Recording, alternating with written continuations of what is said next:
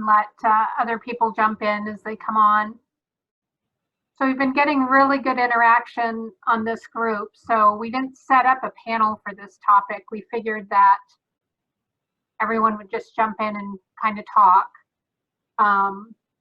So who wants to share what they're doing for onboarding, maybe what platform they're using, what process or system they're using, and how it's going?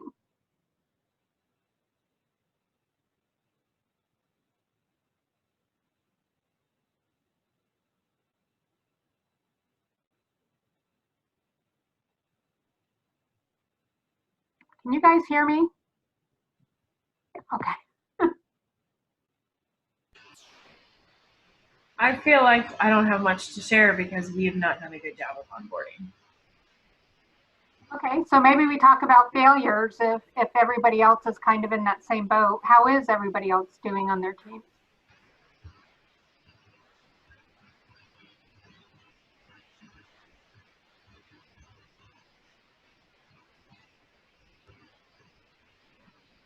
I don't know that I have anything to share. I kind of wanted to listen because, so our onboarding, I mean, I do the career visioning process, but we haven't really hired anybody in a while. I think we need to moving forward. However, the people that we did have on the team, I kind of inherited, and they were just because. So like the Rainmaker knew them, and that's how we got them. So I was actually the only person that went through the process, and I've done it to hire our ISA and to hire our TCs, but not really since then. So what process were you brought through? Did they have a checklist or anything in place, or is it just kind of come in and wing it? No, it was, yeah, figure out your job. Yeah, literally. So, which is okay, because that's probably every place I've ever worked. And this is the role I've done in every place I've ever worked. So yeah. I created onboarding processes for our buyer's agents, just based on what I found from Keller Williams, and then tailored those to our team. And I also, our R&D department from a lot of other teams, like what I found in the Facebook groups was super helpful. And so, in fact, for our ISA, I took that almost verbatim. I think it was from TLG, and then I just tweaked it to how we do it. So. Yeah. And I think that's kind of what works best, is when we can just R&D it. We're not recreating the wheel, and yet we can always improve upon that process as we, start to use it and move forward with it. The one thing, I don't know if everybody else does this, we didn't do this. I know Monica Reynolds and the handbook. Yeah. Thank you. Ours is more digital. So when I found Trello, that just made more sense to me, because it's so much more fluid. I can change it as we go. I mean, just like this morning, my admin assistant is out of town for the day, and something came up, and she's like, I'm never going to remember that. She goes, can you change Trello? And I'm like, I already did. So we have used Trello, and I don't know if it's really onboarding, but it is our manual. So if someone needs to come in and take my place, you could go through the checklist, and it doesn't say just like, I don't know, order an NHD, like for listing coordination. It tells you where to order. It has the link to the password. It has the whole thing. So anyone on this call could step in for me on our team and go through and do that. So we have done that. So you have a true operations manual. Just digital and via Trello. Well, and I think everything needs to be digital more and more. I mean, look at what just happened. If we weren't as digital as we are, we wouldn't have all been able to go home and work from home. Right. Yeah. You would have done it 20 years ago. You would have walked out of the office with boxes of files. Cameron, what are you doing for onboarding processes? Well, I'm all over the place, and so I wanted everyone else's knowledge today. But when we onboard an agent, specifically, we do like, I call it an onboarding class, but it's kind of a one-on-one where I always joke that I tell the real story about our team, where they've been like recruited to our team. That's not the real team. And so I just kind of give them a quick breakdown and a little book of some of our processes and introductions to our system. And then I have them fill out a form, a Google form, which is like a bunch of information. What's your shirt size? Because we're probably going to grab you some swag. Your phone number, what's your email address? And are you bringing any clients that you are keeping that you're not running through the team? Any past listings, blah, blah, blah. Just like as much information as I can get on them. And then it's like we try to just slowly move them into all of our systems and teach them. But I feel like it's drinking from a fire hose with everything that we do. And so I'm looking for the best way to do that without taking everyone's time on the team. I don't want to spend hours training someone every week if we hire someone every week. Everyone's at a different stage and has different issues. I want it more streamlined, I guess, is what I'm saying. And that's why I'm here. Okay. Anybody else? Lori, why are you here? Sorry, scary view right here. Really sorry. But it's weird talking to a blank screen. So I'm not an agent. I'm the assistant for the team, and we are, well, before all of this started, are hoping to expand our team with another admin and then also a showing assistant and another agent listing buyer. We're kind of deciding what it's going to be between the two. So just want to get everybody's thoughts on it, what they do. Megan did have us create a ops manual. So we have that done and it's online. It's in the Google Drive, just showing like step by step where to go, what to do in case anybody's gone. So we have that at least completed. Okay. So you're looking more of the onboarding for admin staff. Admin, yeah. Okay. Yeah. Sarah, what about you?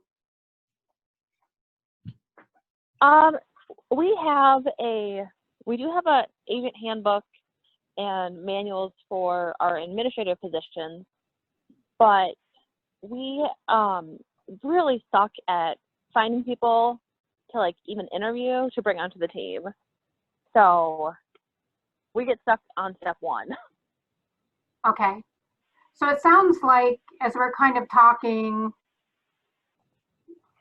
sounds like maybe we need to even go back to the very beginning of what we do before we even get to the onboarding part.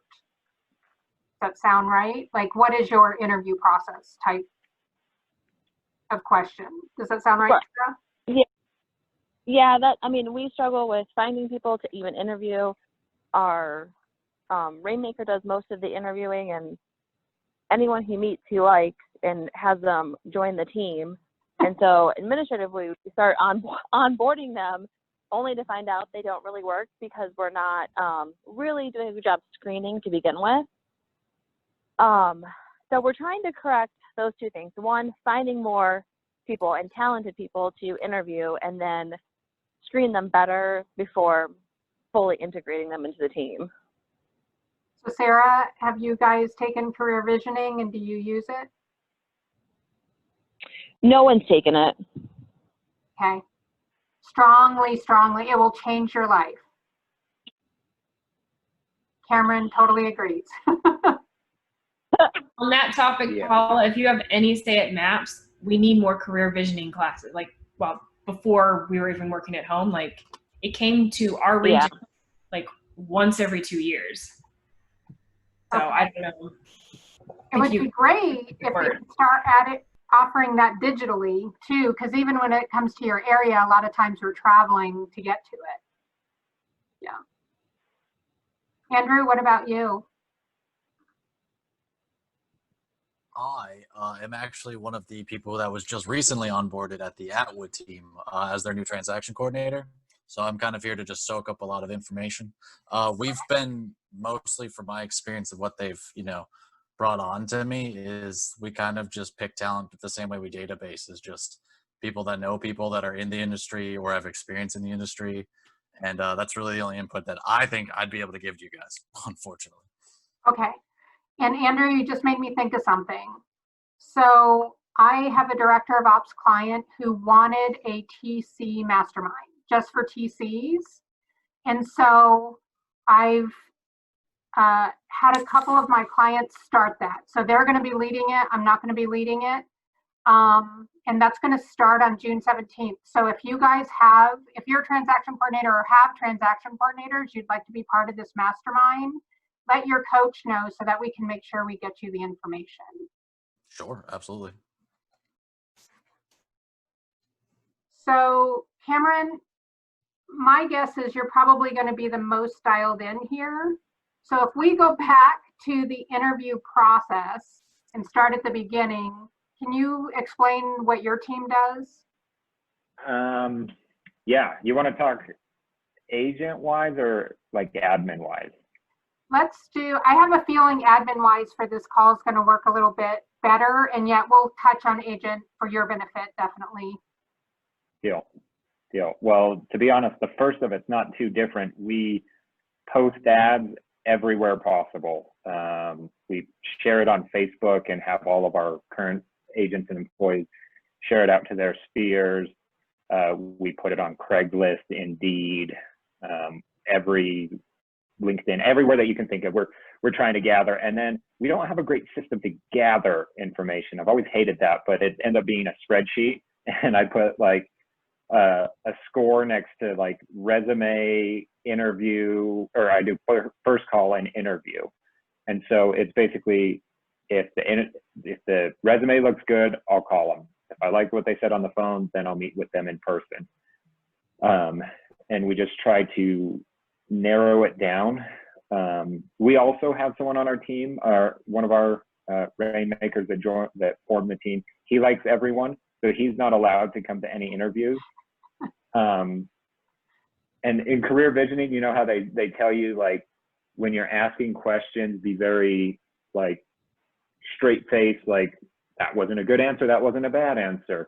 Everything that people said, he's like, oh yeah, totally. When you're on the team, and like, nope, you can't come to interviews anymore, you're done. So we introduce him is all. And so I end up doing a lot of those initial with the admin. And then we hire a lot for culture past anything. Like,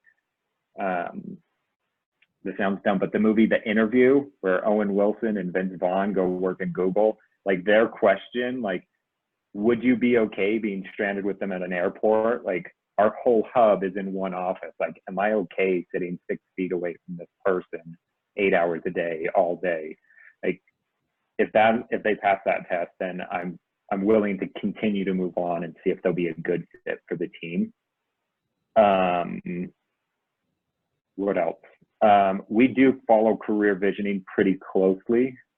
So when we do it, we have multiple interviews. We look at the KPA, we validate that, we do a life story. I would like to say we're great at calling the references, but we're not great at that. We at least call the first level and try to get a second level, but I've never made it to a third like they want you to. And then we do a defense. And so it's usually a few of the leaders, so like the rainmaker that likes everyone, his business partner that formed the team, me, and then maybe one other agent at least. And we just go over everything. And all of these people have already met him or her that we're going to look to hire. And they just kind of go through all the questions. And someone usually has to pretend like they hate the client, like that devil's advocate role. And that's kind of helpful. I always try to make it the Clay, his name, that likes everyone. I'm like, you pretend like you hate him. And he's like, I can't do that. But then we go through, and it's kind of a long process. And I feel like it's very good when you're hiring admin to take a long process. And so I'm okay with that. But then we try to just put them through the 30, 60, and 90-day with checklist and tasks. Can I ask a question? I know I came late. Yeah.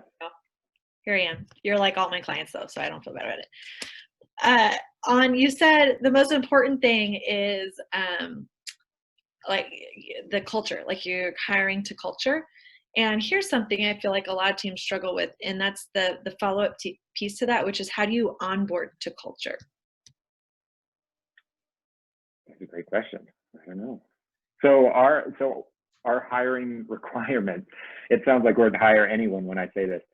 It's hungry, humble, smart. And those are really the big three. And then we're pretty close-knit team and have a lot of fun, even though there's like 20 of us. Like, it's literally who was invited to my birthday party when I turned 30 kind of a thing was the team. And so, wait, what was the question? How do we onboard to that? The culture. We usually take them out to lunch on like one of their first days and invite everyone to the team. And then this is probably an HR nightmare, but their first team meeting, we play Would You Rather? And that kind of brings out like the funness of our team. Usually that gets shut down by me. Like our CEO is the one that takes it too far. I'm like, stop. But we're just a fun team. And so that's like very important to us. So very quickly people get to see how we act and react and hopefully get adopted in. And if they don't, it seems like they wash out and it's more on them that they don't want to be there. And it's within the first 90 days that we realize that they don't like this culture.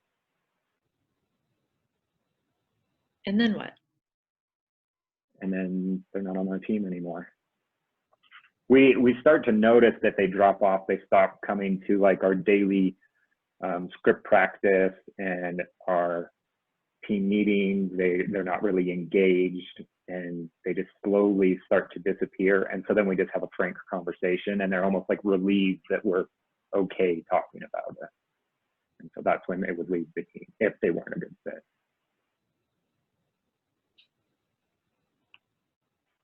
I know some of you have some questions around all that he just said, especially the So part much. where they're just not on the team anymore. I know you. Don't make me call you out. I'll do it. I don't know Sarah. Sarah, I don't know you. I'm sorry.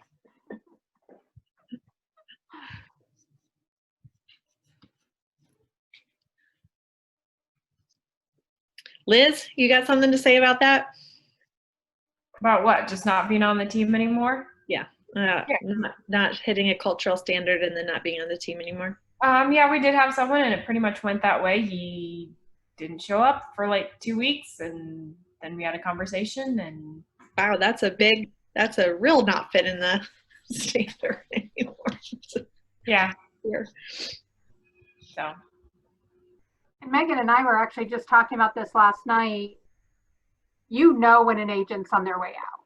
Like you feel it. Like there is a total disconnect. And it's not a not showing up for 2 weeks. It's coming to a meeting and not being engaged. It's not having fun with the team. You can tell when they're disconnecting and they're ready to leave. Yeah. Which I feel like is actually a little bit of a challenge right now because it's harder to connect. It's harder to stay engaged when we're in this type of a format. And we're not actually seeing each other, sitting in the same room for a meeting. Probably knows something about that and has done some fun things like to re-engage members of the team, if not the whole team. Sally, talk about that. So we, some of us, and you guys probably have the same thing. Some people feel that more than others. Some people need that socialization more than others. I'm not necessarily one of those, but with my admin assistant, she is a very social person and we FaceTime. Like instead of calling each other even on transactions, we end up FaceTiming. So sometimes we'll be working through something and that has really connected us. And then I thought, well, what about for our team? And I have a husband and wife, rainmakers. So Jennifer and she's also the OP of the Market Center. She's very social and it's really affected her, this not being able to be in among people. And so our team was feeling a little bit of that disconnect. And what we ended up doing is we just changed our morning huddles And we did that recently to Zoom. So it actually accomplished two things.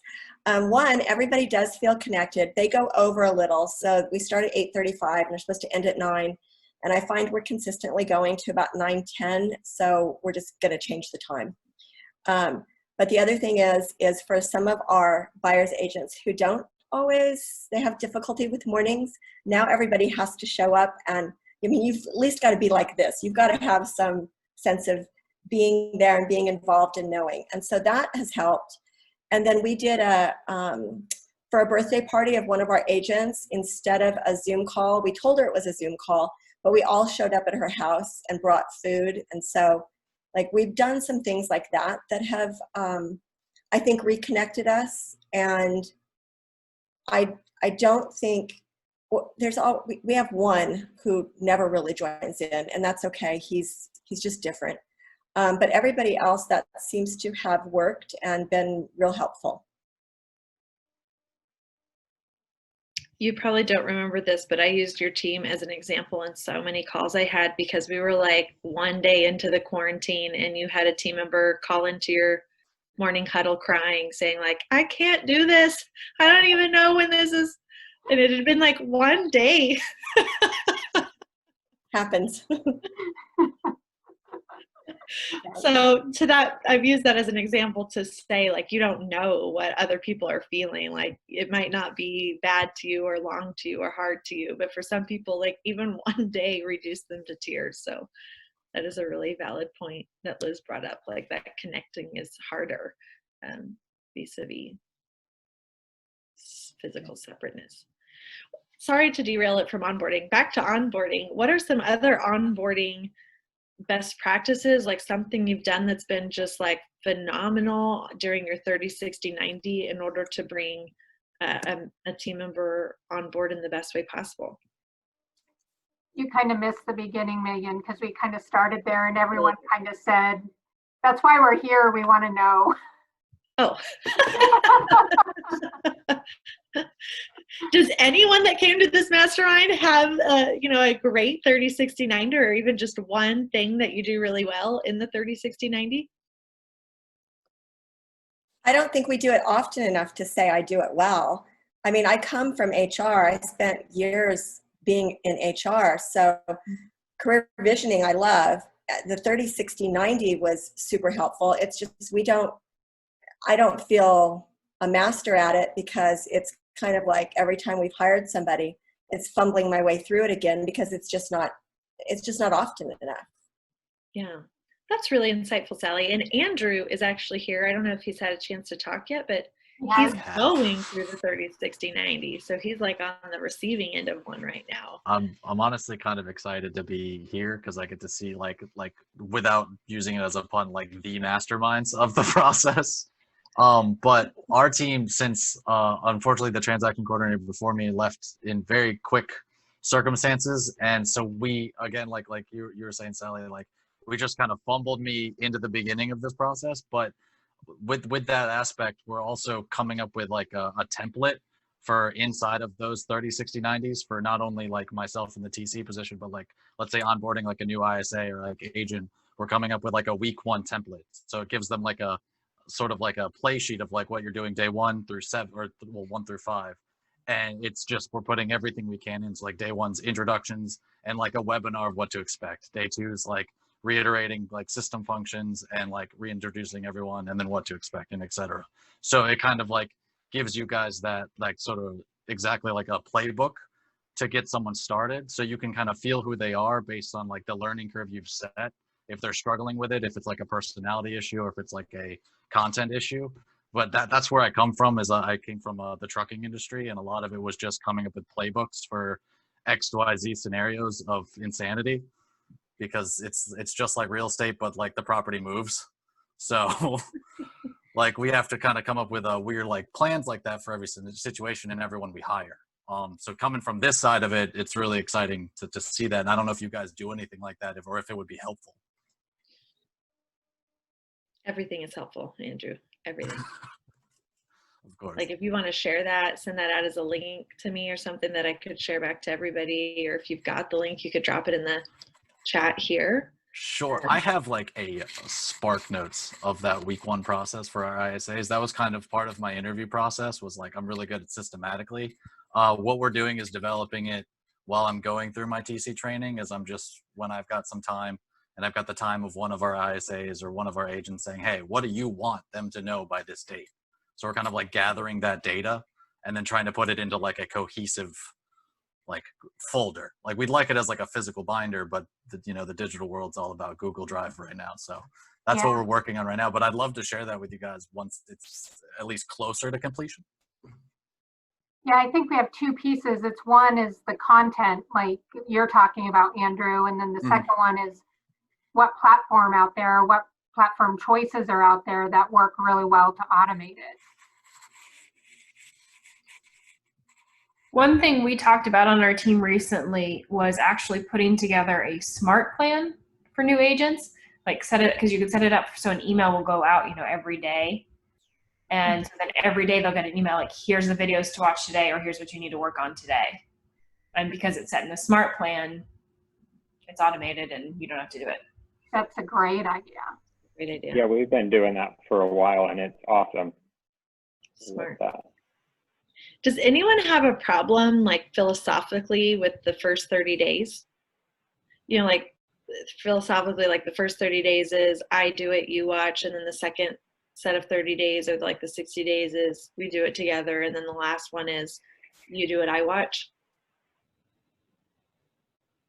My problem's actually not in the first 30 days. I feel like it's in like the last 30 days, the 90, because I feel like I don't have anything more to tell them, because I'm trying to get them up to speed so quickly that it's all kind of within that first 30 days. And after 90, I'm like, just keep doing what you're doing, I guess.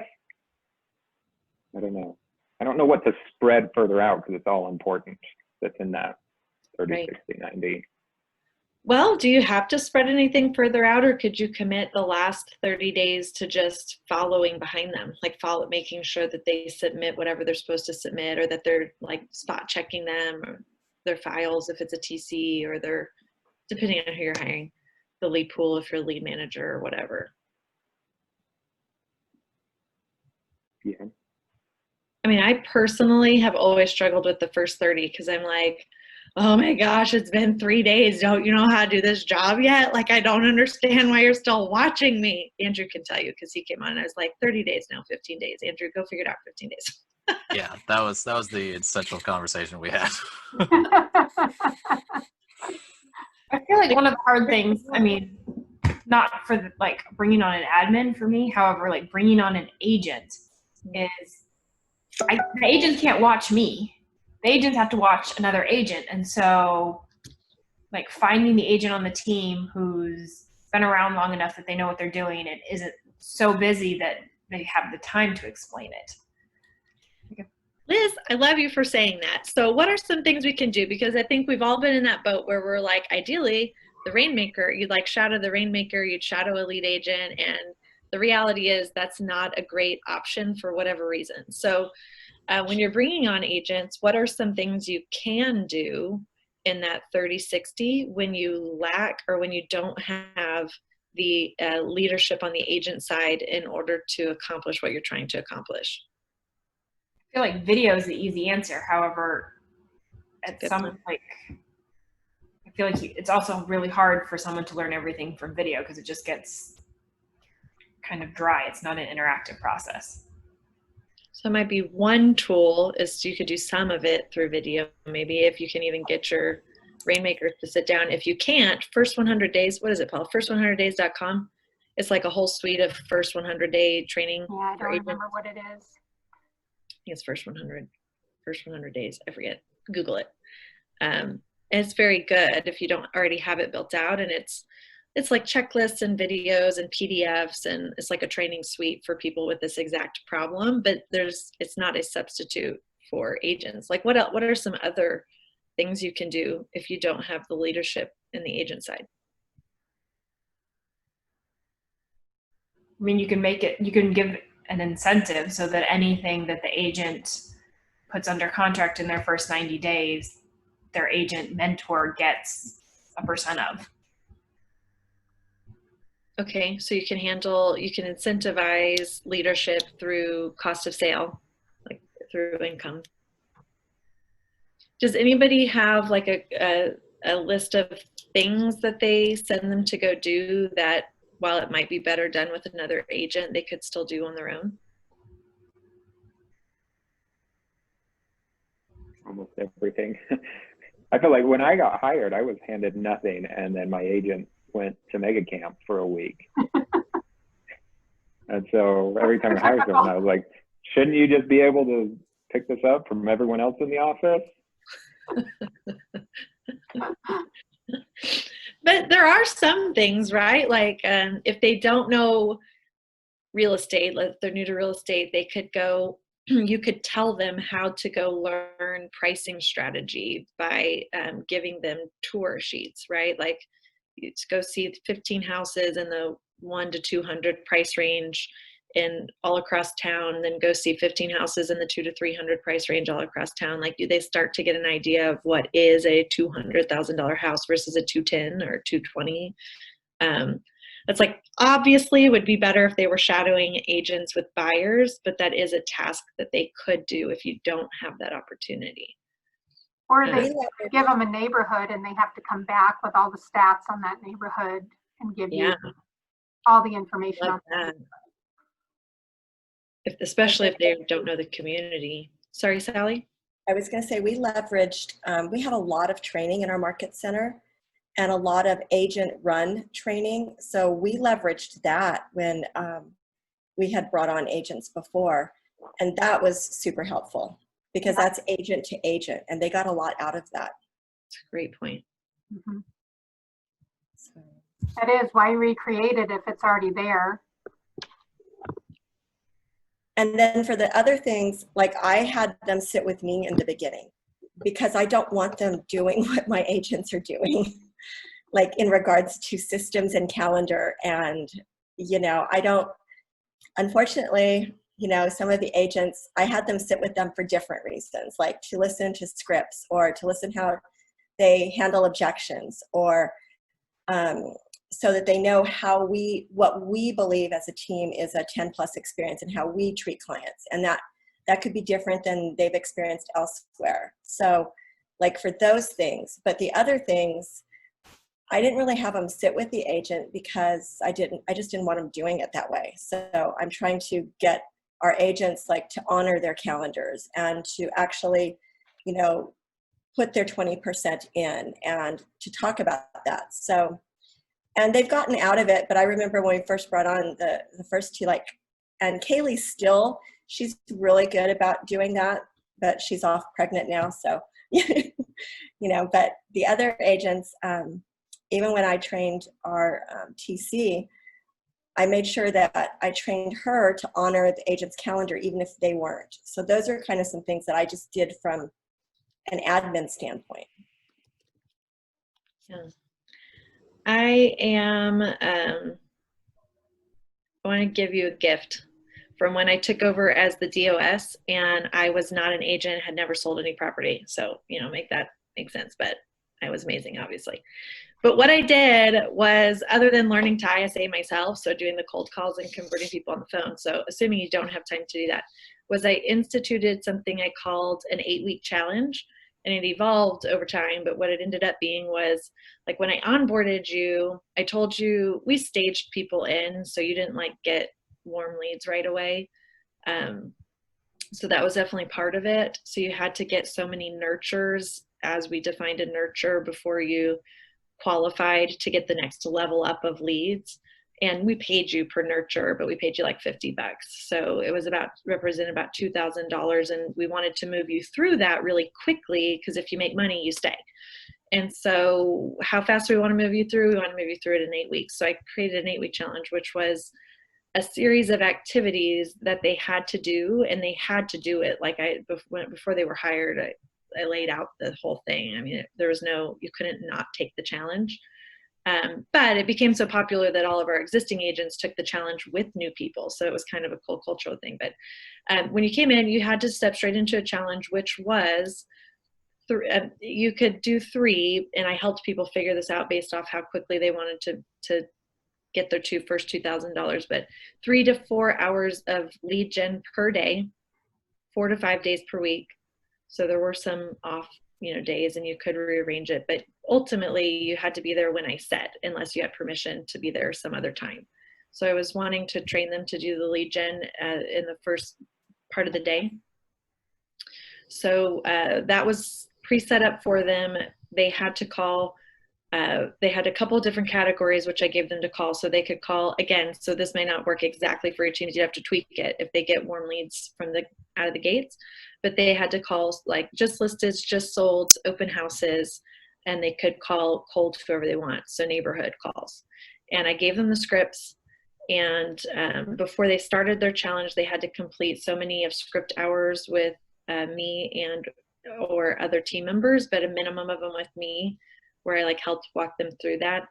And then during their challenge, my commitment to them was that I'd spend some time on the floor and listening to their recordings. So again, I also learned how to do the ISA piece, but it does not take a rocket scientist to listen to a call and be like, that sucked. Like, here's where you could have done something a little different, and let me help you. So they had to commit to the 3 to 4 hours a week, 4 to 5 days, and they had to commit to calling the pool of people I gave them to call. We handled the pool, so we gave them the leads to call, like the cold data, and helped them learn the systems. But they had 2 days, when they came out of the team, they had 2 days of learning before they had to start a challenge on the 3rd day. And then they were into the 8-week challenge. And at the end of every week, they had to sit down with me and report their numbers. So we were running a tracker in real time for the lead and lag measures. And they could not take any of those appointments themselves until they staged up. So they had to give those appointments to other agents, but they had to sit down and do the trackers with me weekly. And at that point, I could run them against what I knew they should be doing, like even national averages for new agents. And I gave them homework to correct their weak spots for the next week. So they each got an individualized training plan for the following week, if that makes sense. And that was the money. It was like they had to do the time proved where they were, and then sitting down and doing the analysis with them in real time and giving them their homework to improve the next week was what was, it got rid of people really quickly who were not going to make it anyway. And the people who were going to make it, it moved them into their potential faster. Like 8 weeks, that's not long. But they had to stay, you've got to make money. So we had to move them fast. And our focus was on people who had never been an agent before, so not pre-existing agents. Did you say you did that before they're officially on the team, or they would be like on the team and then do that? And if they didn't, they were on the team and then they did that. I mean, you could look at it either way, because 50% of them didn't make it through their 8-week challenge. Like, it was, if you didn't show up, you're sorry about you. Like, you had to do that number of hours. And if you didn't make it out of my challenge, you just were on the team. But you didn't do that with existing agents. They didn't have to join, but ironically, the thing that happened was that they did. Like, they saw the results that new people had. And so every time I ran one, most of the existing agents joined the challenge, even though they knew the rules were strict. Like, full bunkering. Like, I was in the room working with them, so they could not get on social media, take personal calls. I was like, if you're on a dialer and no one's answering for 15 minutes, then you run your script in your head. You don't get on social media, because then when someone answers, you're going to be like, what. And then to prove it could be done, we did a halftime, by the way, which I found was really important for morale. So at about week 3.5, they got a half day off, and I took them someplace fun. And they just got to like vent about how hard it was. And we did a fun thing, we'd like play mini golf or go to a restaurant or something. And then, what was I saying with that? Oh, at the halftime too, but right before the halftime, I'd go in and I'd dial for the day. And the winner, so the person who was performing the best just before halftime, got all my leads. And they got to keep my pictures. And I gave them the clients they converted to appointments. So it works. Like, if you can gamify it, make it a challenge, make it hard, and standardize it right up front. It doesn't have to be all those exact rules, but if you can do that, it works. And the other thing that made it work, I found this out on my 3rd or 4th challenge, like what really made it stick was I made it very serious. So you had to talk to your family, anyone who lived with you, anyone you were responsible for before you agreed to take the challenge. And I told people who we were interviewing this before they agreed to come on. But you had to get everyone's support in the time block that we outlined. So knowing you're going to be, so you couldn't be like, I can't come, I have to drop my kids off. Like you already had that conversation with your spouse or whoever. And so that was taken care of, but that took me a while to learn, but I did learn that. So if we got everyone's agreement that this was like, I couldn't tell you about it and say, I want to do that. I had to tell you about it. And then you had to go home and get everyone to agree that that was going to be your new schedule for 8 weeks. It worked. If you hired someone that had been an agent in the past, like for a year or two, and then joined the team, would they still do the challenge? They did the challenge if they were underperforming by our standards. So if they'd been an agent for a year, but they only closed 9 deals, well, then you haven't actually been the kind of agent we're hiring. So we treated you like an agent. I like that. But we did acquire some teams, some small teams. And when we acquired a small high-performing team, we did not require them to do the challenge when they first onboarded. Most of them joined later because it just became like a cultural thing. Like, did you take the challenge? No. Well, what a sissy. Like, you can't cut it here. Like, you had to, it's like something you had to do. So to piggyback on Megan, so when I was in that role, I did not have the time to put that Megan put in. Like what Megan just described is her job. Time consuming. Yeah. Yes, it's very time consuming. And mine was the opposite. I had no time. I had to onboard these agents, train these agents, and I had no time with all my other duties to do that. So I actually, I don't know if you guys have heard of Lessonly or Trainual. They're like education platforms. Yeah. So I took Trainual and I made everything automated and digital and self-driven. And that included their onboarding. I gave them their login their first day. They got on, it told them, print this form, fill it out, give it up to this person, make a copy of your driver's license, attach it with the form. Like, I mean, that's how automated it was. And it was totally self-driven.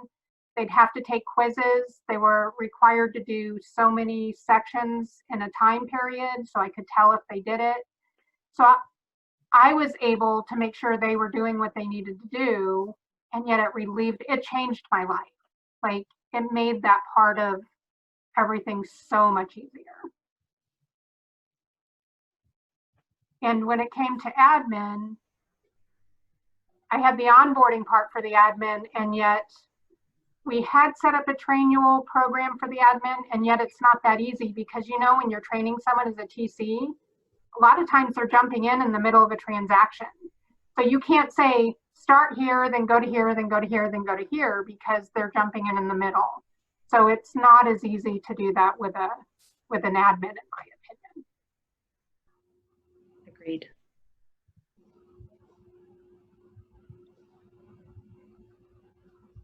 We have 15 more minutes. Like, what's the most pressing onboarding issue you've got that we should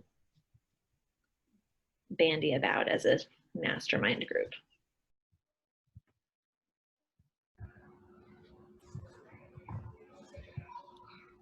I feel like we're having a really hard time finding agents to even interview. So what are you doing? How are you looking for them? Indeed ads, Facebook posts, and then talking to Sphere. Do you ever talk to your co-op agent that you work with? I don't, however, it's not uncommon for me to, when we're talking about someone and, you know, an agent makes a comment, I'll be like, would they benefit from being on a team? Like, so I'm not taking on the role of talking to him. However, I am encouraging other people on our team to talk to the co-broks. Yeah. Do you have productivity coaching in your market center? Yes. So when I was looking for people a couple of years ago, I met with a productivity coach, and he knows our team. Our team is a solid team there. And so I talked to him about people that were in the program that he thought might be a fit for our team. And he gave me those leads, and I went and interviewed those. So maybe that's an option for you. Love that, Sally. It's a Be great careful idea. with that. So the market centers don't like you poaching necessarily from the market centers, so make sure you have leadership buy-in before you start to do that. Like I had to create a relationship with my team leader that was two-way for him to be okay with that. Like I told him, if I'm interviewing and I know they're a good fit for the office and not the team, I'm going to hand deliver them to you, and vice versa. And so he was working with me. If I had not created that, he would have not been happy about it. Yeah, I should have prefaced with that. Our team leader knew, and it was for anybody that he thought was not, that had potential but would benefit from a team and maybe not benefit from being on his own. And so he would give me a list of those people and we'd interview. Yeah, because ultimately they want them to stay and be successful. Right. Yeah. A half cap is worth more to the market center than no agent at all. Yes, exactly. You just have to make them realize that. Yeah. The other place we got leads was our escrow and title company were a good source. That's good. And Cameron, I don't know if your team is a success with this. My agents used to recruit for me all the time. They used to talk up our team. We incentivized them to bring people on. So our best recruits came from the agents already on our team. Yeah, we have this rule on our team that we can't hire a new agent. They have to be in least, I don't know what it is now, 2 years as an agent. Because what is the stat? Like 90% of agents drop out of the business in the first 2 years. So team leaders like, why are we going to deal with that? Let's just get people that have already lasted, the top 10%. And so we talk a lot with agents that we deal with and lenders and title companies, everyone that we know that's working. And then there's a lot less training. So it's been nice on that. A lot harder to hire, but once you hire someone, it's a lot better off. That's really funny because we've actually taken the opposite track. You get someone who's brand new and they don't have the bad habits that you have to train out of them. Yeah, that's been our hardest part is like, hey, you had a system, but now you're on our new system. You're doing these things. But it's been a lot easier than talking to someone that doesn't know anything. And as soon as they get a buyer's appointment, they're like, hey, now what do I do? And then they're out showing and they need to make an offer. And they're like, hey, help me write this whole offer. And it's like an hour every time that something new comes up. And Cameron, I think it's actually 95% now. I think it's like a 5%. Really? Yeah, in like 2 years, 5% of people who got their license are still in. So it's different. You've taken different problems. Like you own different pluses, different minuses on it. Yeah, it used to be we wouldn't hire someone unless they've gone through Ignite and done one deal on their own. Because then we look awesome because they struggled through their first deal and they come in and we're like, here's the TC to take over everything. And here's a bunch of leads. And they're like, this is the most amazing thing ever. I'm never leaving. I like that.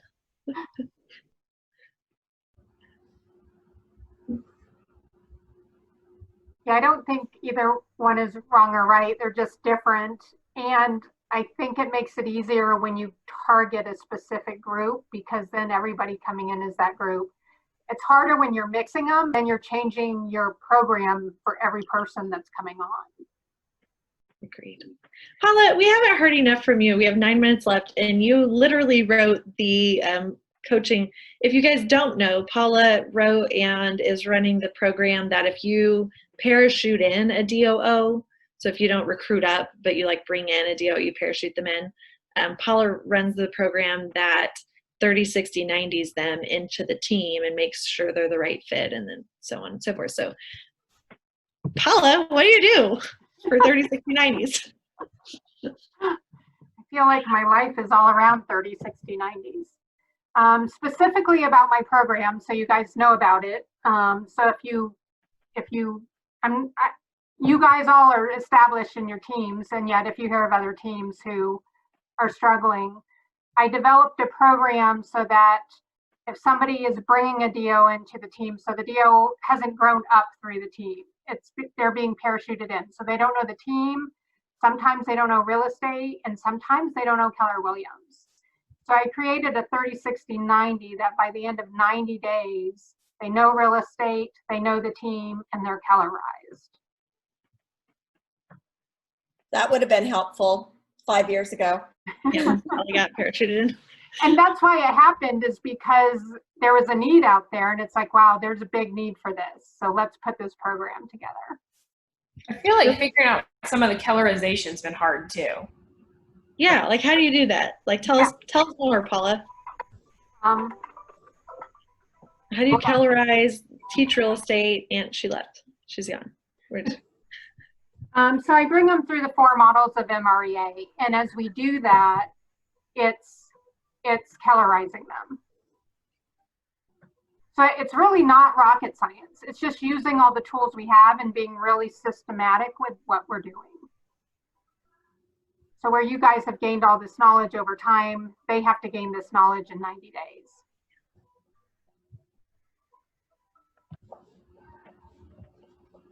Yeah, I think that's what helped me when I first started, was reading the MREA 2 or 3 times, and then watching all the videos. So because they were using terms I'd never heard of before, and so that was super helpful. Yeah. And we don't realize it because we use those terms all the time. We don't realize how many terms are out there that if you're walking in, you have no idea what they mean. Just MREA alone, nobody knows what that means. I can certainly attest that I don't know what any of them mean yet. It's true. We're like, what's the 36T for your Met database, and how long is your 16 to cement taking you this time? Did you do 10 days of paint? No, all of that hurts to hear. I mean, it's just like any other field. Like any field you go into has its own lingo. Yeah.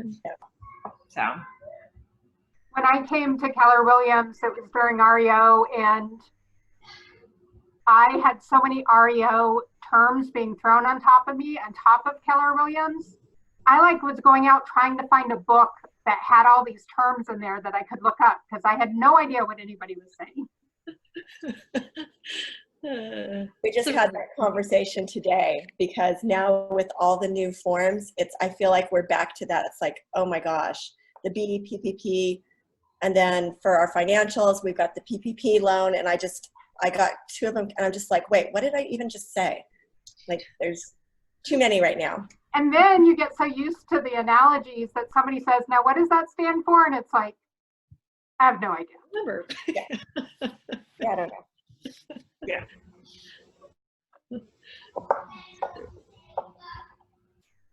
Which, and actually that probably is a good suggestion then of having like a document that, just lists out all of the various terms that we use with a brief explanation or something that they could go find out. So if they overhear us talking about the MREA, they can go see what it is and learn. Yeah. And I don't know when you guys read MREA, but even the first time you read it, it's so much to absorb.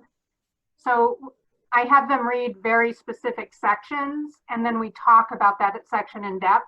We don't read the whole book because there's more in that book than you need in that first 90 days. So it's really digging into the 4 models. What do they look like? What do they mean? Because that's the foundation of Keller Williams and running a real estate business. Like the leads, listings, leverage triangle. That's talked about all the time, and to learn that right away and understand what leads, listings, and leverage means is huge.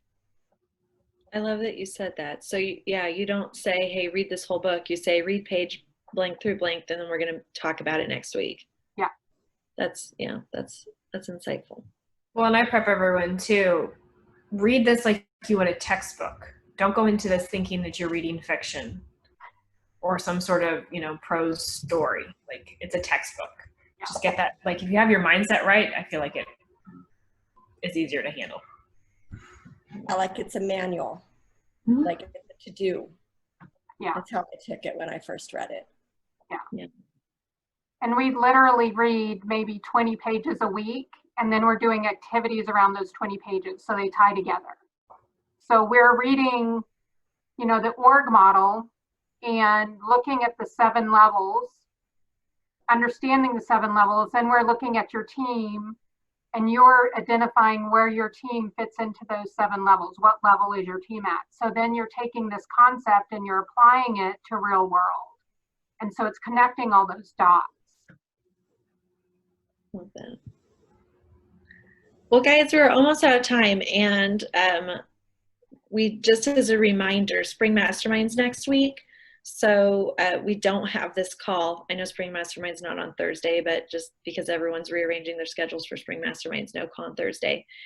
And we have been working so hard to get Jeff Woods to come talk to us. It turns out it's hard to get him to agree to come talk to a team of like 8 people about resetting for the year and never say die. So we're still working on that, and hopefully he'll be with us the 3rd week of June, but still TBD. So don't get too excited because it's like he's slippery, that one. But we would like to be talking about resetting since it is June. We're approaching the end of June, and for pendable months, we already have crossed the half year, if that makes sense. So probably when we come back, we'll be doing something on resetting, but you know, well, everyone that's left is my client. So I will be letting you know for certain what our topic is, but we are working really hard to get Jeff Woods or Kaylin, one of them, you know, whatever, Gary Keller, if he would just come down here and talk to us 8 people, that would be so good. Because we are the culture keepers. I know, I'm really selling it hard every time I talk to Kaylin, because I know Kaylin a little bit, so I'm always like, Kaylin. So hopefully Kaylin can get us in, because Kaylin's the real person running the show back there. I just know it. But anyway, we'll be talking about resetting. If we may or may not have Jeff Woods, probably not, but we might, you never know. So that'll be what we're doing after Spring Masterminds. Are you guys getting value from these weekly things we do? Yeah. All right. Well, happy Spring Masterminds. We'll see you week after next. Bye. Guys, have a good one.